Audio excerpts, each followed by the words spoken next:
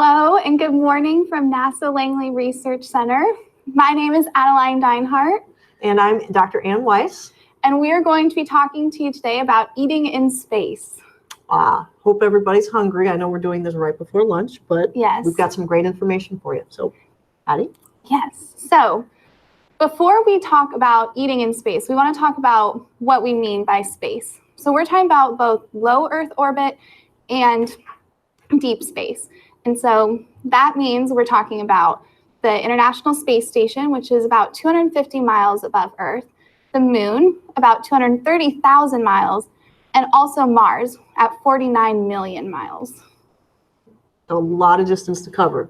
Yes, lots of distances, and these are all affected differently when we talk about how astronauts are going to be eating in space, but they all are encompassed in space. Okay. And of course, there are no rest stops or McDonald's or anything along the way. So no, which is why, what do astronauts do when they get to space? Do they get to go to their garden and get food or go to the grocery store? No, astronauts have to take all their food to space with them, which means it either has to go with them on their initial flight or it has to come through resupply missions. Because while there are some vegetables beginning to be grown in space, it's very, very limited and not enough to sustain an astronaut. Right, and technically it's still actually in the experimental phase, so they're not even sure yet whether or not it's safe to eat what they're growing in the International Space Station. We'll talk a little bit about that a little bit later, right? Yeah, okay. Absolutely. So, if an astronaut has to take all of their food to space with them, how much food do they actually have to take? Like, how much does an astronaut eat? I don't know. I would think like the same as anybody here on Earth, right? Yeah, so an astronaut, just like we do here on Earth, has to eat 3 meals a day. And this doesn't include any of their snacks or desserts or just any other food, but strictly minimum have to eat 3 meals a day. Which means that in a week, they eat 21 meals. In a 28-day month, they would eat 84 meals. In an entire year, they would eat 1,095 meals.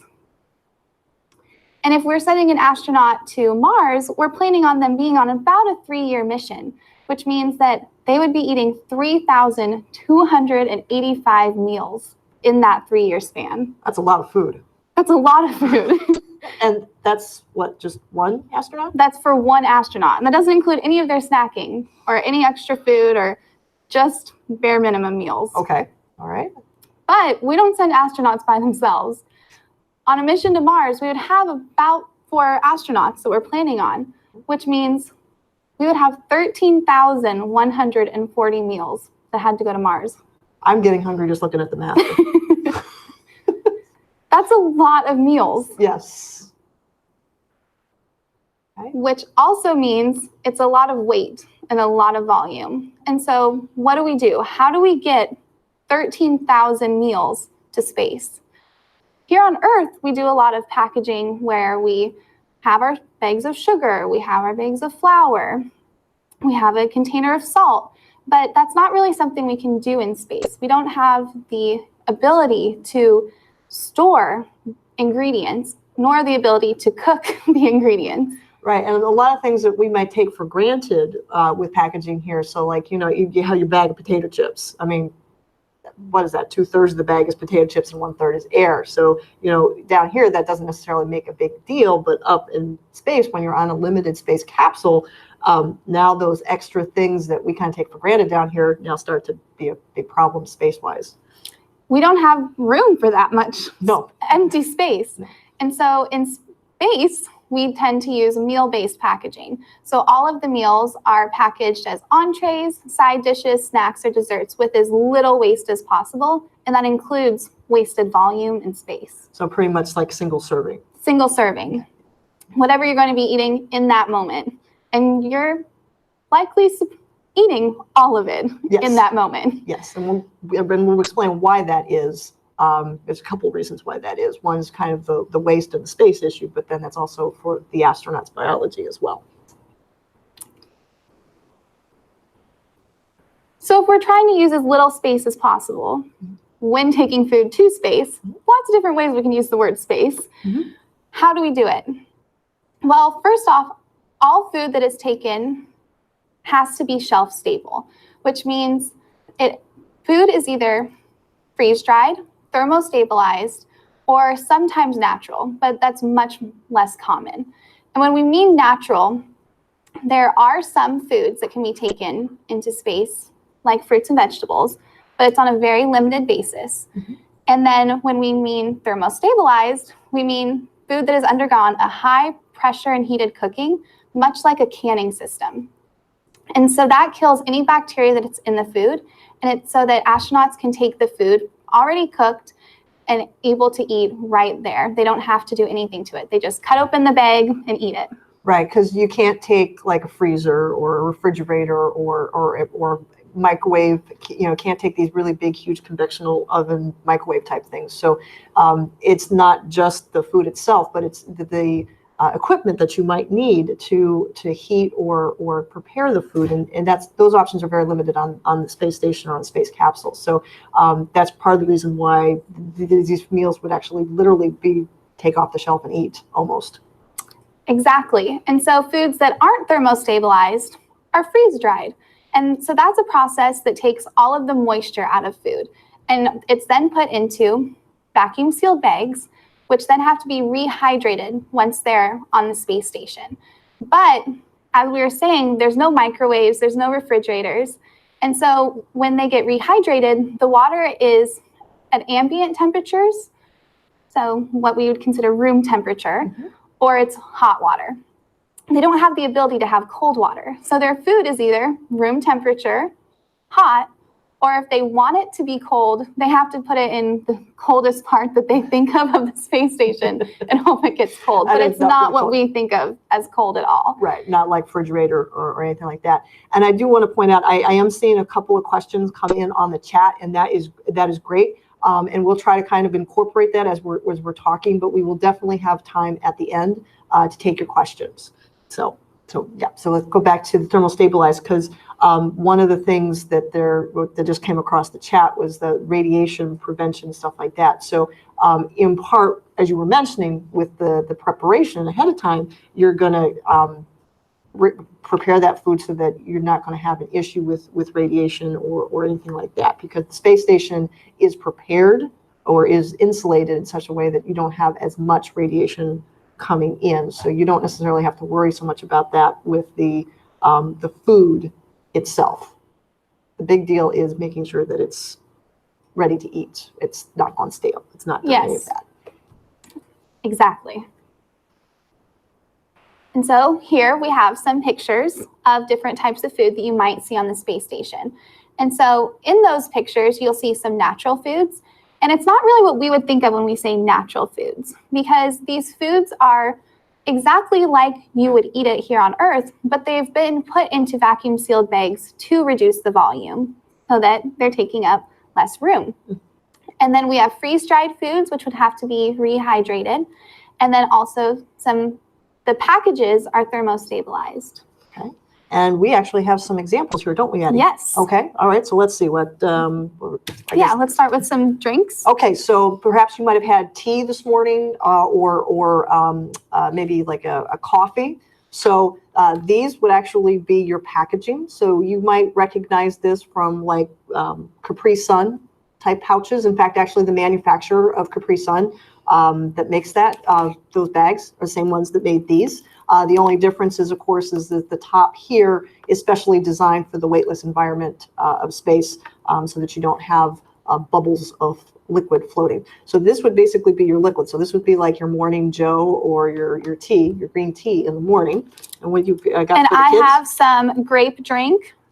And when you look at this, you notice it's pretty flat. There's no actual liquid in here. This is not something you could drink. You have powder in here. So this one is grape drink with artificial sweetener, which means we have our grape drink and some artificial sweetener that's all in powderized form. And then they would attach this up on the space station, and the liquid would come into the pouch, so it would rehydrate, Then they have a straw that they stick in. Yep. You can drink it right out of the pouch. Yeah, shake it or whatever to make sure it's mixed thoroughly. But essentially, yeah, you just are reconstituting it with the water from the International Space Station and drinking it from the pouch. From the pouch. Okay, so this would be your drinks. So And then, we'll talk about the actual meal. yes, so now when we talk about entrees, this would be a freeze-dried meal. Some teriyaki chicken. Let's see, this is beef. This is if you like hamburgers. So Flat. not exactly what you would think of when you would eat some teriyaki chicken. No, and I know when we show these to kids are like, really? This is what the astronauts eat? But keep in mind that this is as it would be stored. So remember, the astronauts are going to maybe reconstitute with liquid. As I said, went with hot water, so it's heated a little bit, stuff like that. So it's not exactly going to look like this when the astronaut actually eats it. Exactly. But this is how it's transported. And then when we talk about natural foods, we have granola bars, some nuts, Cookies. some different kinds of nuts. Mm-hmm. And when we talk about granola bars, this is really important because one of the big problems that we deal with around food is crumbs. We can't have foods that are crumbling because everything that is taken into the space station stays in the space station unless it's taken out. Yeah, it's not like a joyride would roll down the window or anything. No. No. So if you spill crumbs, those crumbs are going to get into equipment. They're going to contaminate projects. You have no control over really where those crumbs are going. So they're not just going to fall beneath you. Right. They're weightlessness. Right. And so with granola bars, there's been times when astronauts have requested certain granola bars to be taken into space. And occasionally, if they fit all the requirements, they are able to take those into space, but they're always repackaged in these same vacuum sealed packages. Okay. Yep.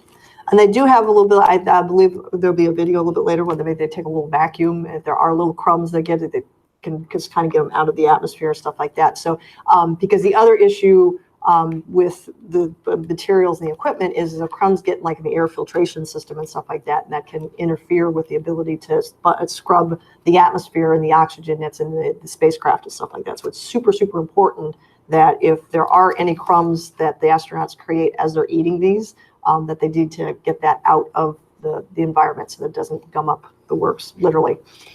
And then here we have a thermostabilized package of beans and rice. So you can't see it, but Yum. here's some beans and rice. If you get hungry, you just cut open your package with scissors and spoon it out and eat it. So yeah, and you know, and perhaps maybe it's a good thing you can't see, but yeah, we actually have specialized nutritionists and people who actually work, chemists and stuff like that, because some of these materials, as we've mentioned, they look relatively similar to what you would see here on Earth, but in terms of the weightless environment and gravity, there are, in addition to the thermal stabilization and the freeze dries, there is some modifications made chemically to make sure that this stuff stays stable for perhaps months at a time, that it might sit on the space station before the actual astronauts get a chance to eat it. So they are not quite the same foods that you would say. So this rice and beans is not necessarily the same rice and beans you would make at home or order at the restaurant. Exactly.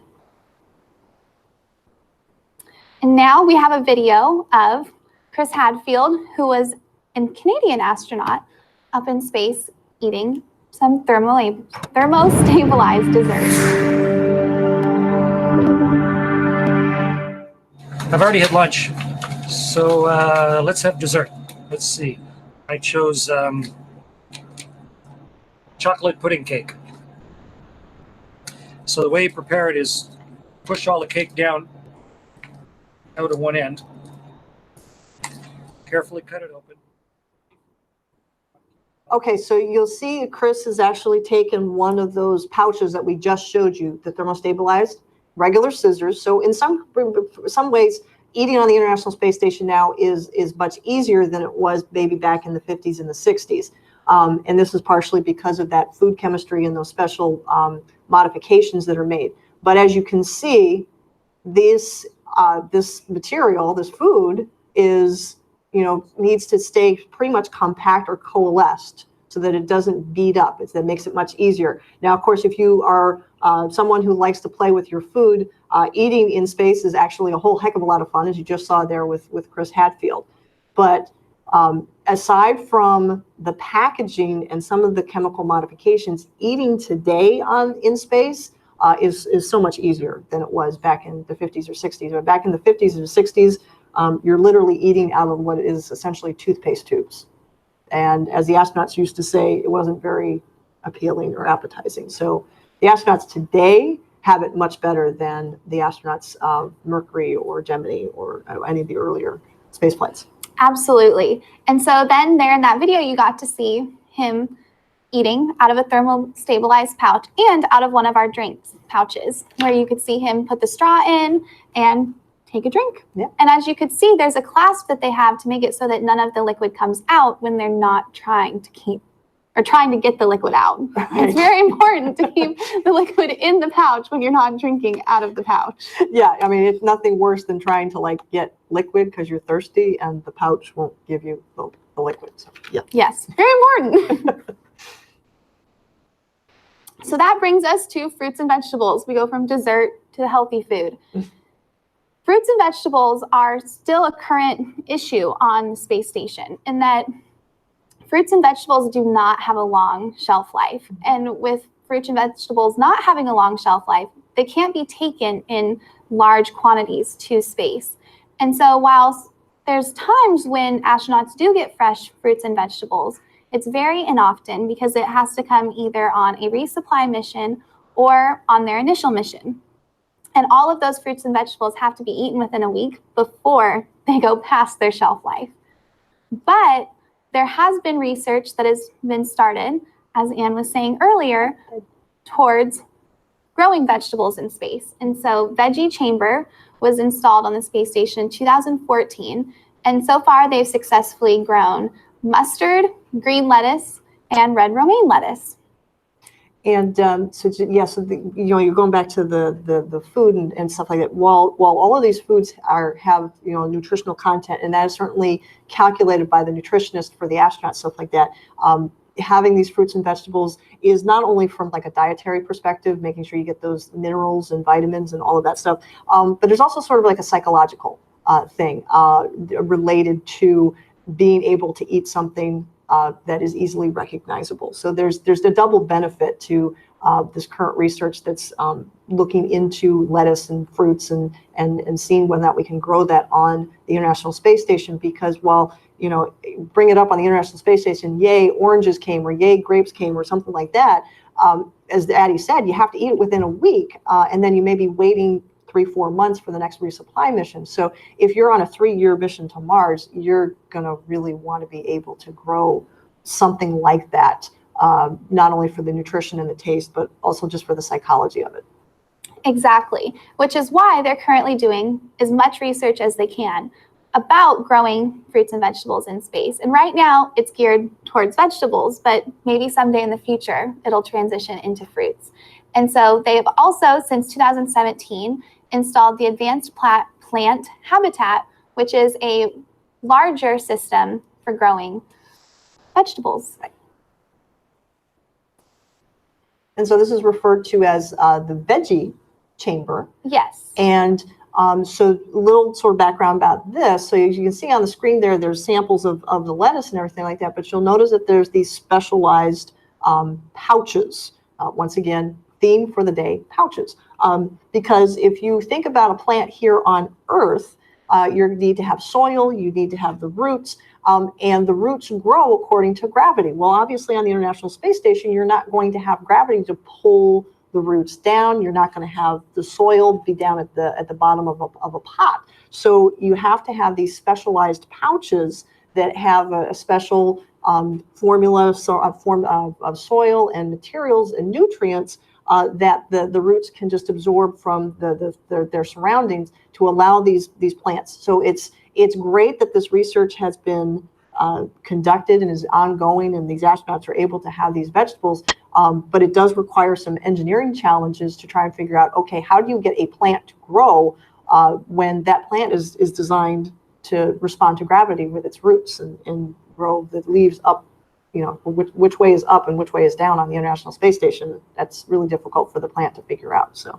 Yes, and prior to the webinar, when we gave you the ability to ask questions, we did have a few questions regarding growing plants in space. And one of those questions was about how do you keep the water and the soil around the roots, and how do you grow the plants in space? And they do that through these plant pillows that are installed within the chamber. And within that chamber, that's how they have all the wires, and all the water that the plants are getting is very regulated. It goes through an extensive process where they figured out exactly how much water do the plants need, because we don't have the ability to use excess water in space. Yeah, it's not like stand out in your backyard and just water them until you think, it looks good. No. We don't have that ability. It's got to regulate the water. And so on top of the water, it's also regulated how much fertilizer they get and everything that goes into growing the plants. So we already talked a little bit about how much food an astronaut needs to eat, but it's really important that the astronauts do eat their prescribed meals each day, because one of the big issues with spaceflight is helping to make sure that astronauts come home from space how we sent them to space. and most importantly, healthy. So what does that mean? Okay, so if you followed like the Year in Space with Scott Kelly and his brother Mark down out here, the human body changes in space. You lose muscle mass. Once again, going back to the fact we don't have gravity, you're not using your muscles as much in space, you lose muscle mass. Same thing with bone mass. So there's a lot of changes that happen with the human body. And so the attempt in the food and why astronauts need to eat everything that's sent up to them is the calorie count. So I think it's something like 2,000 calories is the recommended amount of calories that we need to intake each day. For an astronaut, that's going to be a little higher simply because they're more active. But when they go up into space, that doesn't change. So if you take the same calories in that you're taking in down on Earth, the idea is at least between exercise and everything like that, you try to maintain the same weight, the same health status that you had when you went into space. And so that's part of the reason why even if an astronaut's like, I'm not hungry right now, they still have to eat. They have to get those calories in to make sure that their bodies are maintaining that mass so that when they do come back to a gravity environment, in this case, for now Earth, but later on Mars, they're going to be able to be healthy and be able to get up and walk around. That's the hope. Yes. And so even if you're not hungry in space, you still get to eat your meals. So, and one other thing, you were talking about, feeling full. When you feel full, you stop eating. Okay. And so astronauts don't have that luxury. If they feel full 2/3 of the way through their meal, they still have to eat what's on their plate, even if they're like, So at some point, the idea is with the stomach, with the human body, I was mentioning there's bone changes, there's muscle changes, but there's also changes with the fluid. So if you've ever taken a look at an astronaut, their faces look fuller when they're in space. Well, that's because all of the fluid kind of shifts. And so that also affects the stomach and it puts pressure on the stomach. So if there's already a little bit of pressure on the stomach, you're not going to need as much food to feel full. And that's part of the reason why you ask astronauts, eating in space is like, oh, I'm good, but I still have stuff on my plate. That's because their physiology has changed in space. And so, as I said, even though they may feel full, they still have to eat what's on their plate. And we know all of this, and when we talk back again about the volume that we need to take and how we need to compress that when taking our food into space, foods are meal-based packaged. And so it's based on how much they need to eat each day and how much they should be eating for that meal so that they know, oh, I need to eat this entire thing. Right. Plus, then we don't have the food waste to worry about. Right.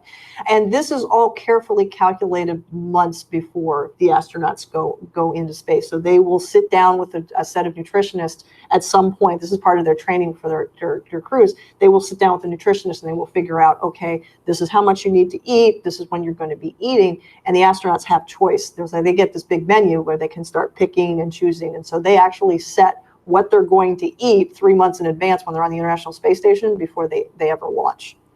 Exactly. And so we talked about this a little bit, but food in space is eaten differently than it's eaten here on Earth. Mm-hmm. And so with our thermostabilized packages, you can just cut them open. But if you do want it warmed, while we don't have ovens, or what we think of as typical ovens on the International Space Station.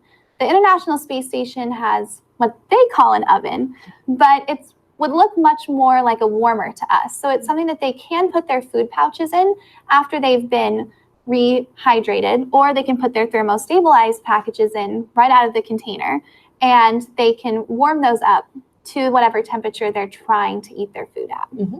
Exactly. So the big thing we didn't talk about earlier was, well, when they showed the video, Chris Hadfield, he was just letting his pouch just kind of float, okay? But if the astronaut doesn't want their food just to kind of float in the pouch, what do they do, Addie?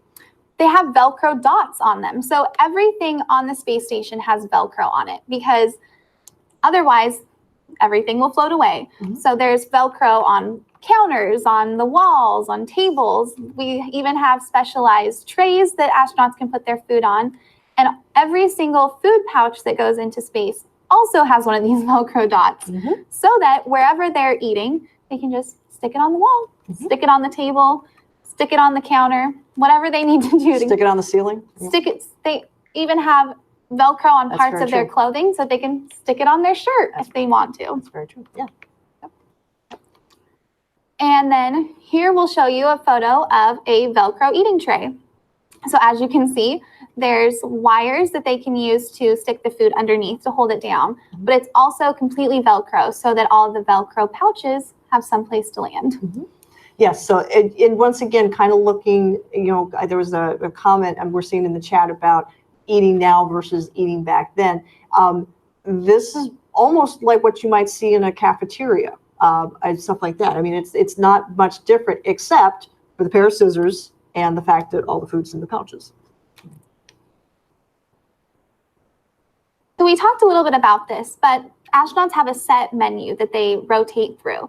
And so it's very important that they stick to this menu and are eating the food that's prescribed, or I don't want to say prescribed, but that's they've ordered for them. Yes, because it's important for us here on Earth to know exactly what they're eating.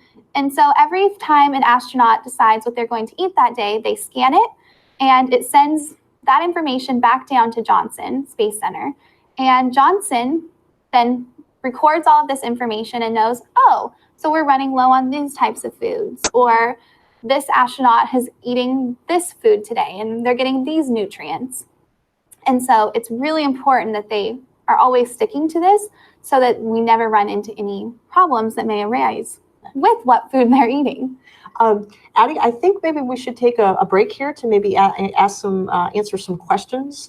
So we have, because I'm seeing a lot of activity in the chat box there. So why don't we get a couple of questions in here at this point? Okay, so we've got, so let's see.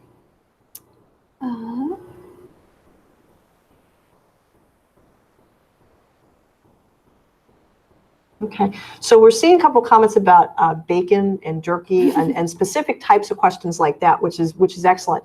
It actually turns out that most anything that you would want to eat, the astronauts are able to eat. There are, I can't even think off the top of my head anything that they can't eat. So things like regular breakfast items, bacon and eggs, they can have. Steak and eggs, they can have.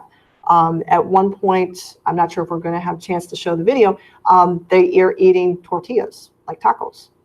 Now, you have to make special arrangements and modifications to the food to be able to take it into space, but there really is no limit on the variety of options. So it's not like you're an astronaut and your food selection is incredibly narrowed because of we've evolved, the processing point has evolved to the point where just about anything the astronaut might eat on Earth, they have a reasonable shot of eating up on the International Space Station. So something like bacon, yes, maybe slightly, dehydrated or probably more like thermostabilized and vacuum sealed as opposed to completely dehydrating it. Although if an astronaut wants to eat jerky, I'm sure that is an option as well.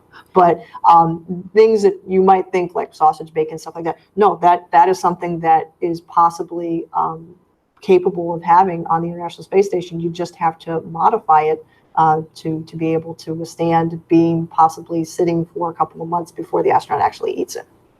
Yes, and astronauts before they fly into space do taste about 200 different menu items, and they rank every single one of them before they come into space. They can help decide what foods they want to eat while they're there and what special foods they want to take just for themselves. Yeah, I'm seeing a question coming back to the psychology of eating. So you could just scroll up there just a bit there. Okay, so it's the importance of psychology that goes along with eating, the comfort. So the question was, what is the most disappointing thing about eating in space? Not being an astronaut, I'm not exactly sure what the exact answer to that would be, but there are differences. It's not the same taste. It's not necessarily the same texture. So from what I have heard from various astronauts speaking, I think the most disappointing thing is it's not super piping hot, so it's not like a really hot meal, and it may not necessarily taste exactly like what they're used to down on Earth. And then we have another question here back to veggie chamber and how we grow plants in space, and it's about how do we get the light to grow them? Well, veggie chamber actually uses LED lights, and they use blue and green and red lights to grow the food, and that's how it's powered. So it's not how we would think of light here, because you're right, in space there isn't the same type of light that we have on Earth to grow plants. And just to kind of add on to that, so you might be asking why blue or red. Photosynthesis, the pigments that are in the plants are actually specifically reactive to blues and pinks and reds. And so the reason that we see green is because the plant is actually reflecting green, but it actually absorbs the blue and the red. So the reason that you're seeing blue and red or like a purplish color in that picture back with the veggie chamber is that's actually the light that the plants love. That is where they grow the best. And so those LED lights have basically been selected to have those wavelengths, those colors that the plants will be most responsive to in terms of growing.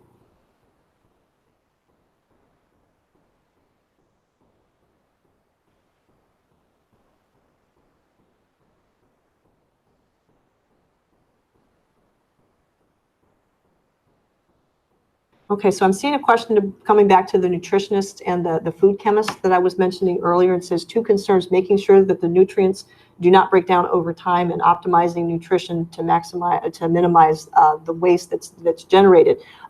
And the first one, making sure the nutrients do not break down over time, that's something that has been worked on to some extent with the International Space Stations, but your astronauts are going to be up there for maybe 5 months. They're getting a resupply ship maybe every 2 or 3 months.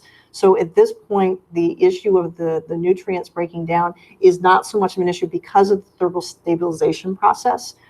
So by heating it at such a high temperature, you stabilize all of that so that it will stay, a shelf life of a couple of months until the astronauts actually are able to eat it. So in terms of right now for the International Space Station, that's not as much of an issue because we're close enough to the Earth that we can get resupply.